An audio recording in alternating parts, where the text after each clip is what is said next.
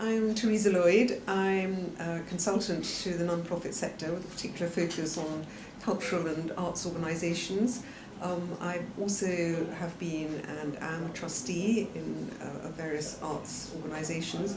I've written a book on cultural giving and why people give, and as well as advising organisations on strategic planning and governance, and particularly major donor development, I advise philanthropists on developing strategies for their philanthropy. I'm John Nichols. I'm managing partner of Arts Quarter, now euphemistically called the UK's leading cultural think tank. I have about 25 years experience of working in the arts and not-for-profit sector, mostly in fundraising, marketing, board development and wider organisational development. I'm Christopher Goodhart. I'm the Managing Director of the Arts and Cultural Division of Blackbaud, the leading organisation working with not-for-profit organisations across the world, providing software and solutions to help them to raise more money. I've been involved in the arts sector for the last 13-14 years, and I am also a trustee of a couple of arts organisations and chair an arts development board. What about the whole issue of donor acquisition? It seems to me that, for small arts organisations, they sit there and they scratch their head and they say, we don't know what to do. We need to run a campaign. We don't know even how to approach local organisations to get any kind of corporate things, and we certainly don't know what to do about going out to find money from individuals. So you encourage them to look at their database and to trawl that and see how many millionaires they've got. And they're always surprised that there aren't millionaires sitting in their database who they never thought of. But then, having done that, they're then worried about, well, I don't know quite how to approach them. What's your advice in terms of how they can move on from that in terms of we do quite a lot of wealth screening for organisations and help them go through that process of understanding who they have and the power of research and understanding, building up a full portfolio of information on each of the prospects that they have. Having said that, there are an awful lot of organisations who get to that point. And it goes back to that point I made earlier about being good at the one-to-many relationships and not good at the one-to-one.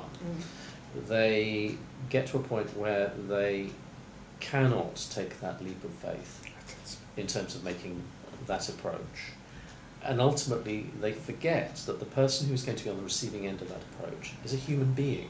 If they're on their database already, if they've come to see something, there is already a relationship there. There is a common point of understanding in terms of the person at the receiving end of that, knowing a little bit about that organisation and indeed having an interest in it. And I think that's the crucial thing. That they are human beings and want to be treated as human beings, presumably thanked, greeted. A passion yes.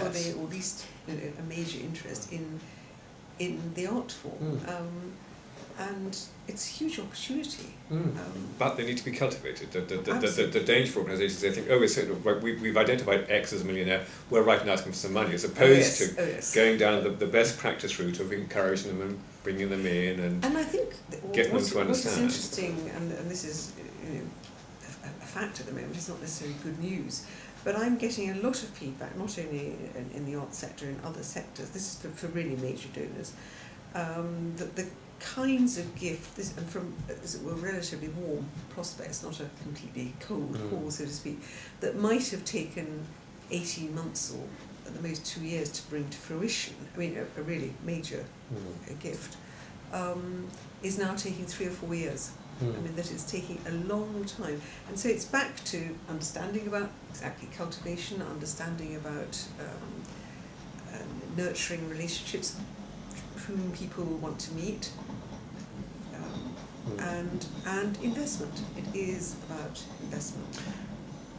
Most importantly, the investment issue, but moreover, understanding that there are no quick fixes to this. And that's something that we all discussed when we were talking with the Arts Council. It's this impression that you can fix things very quickly. There are no quick fixes. It's a long-term game, and it takes time to work it through.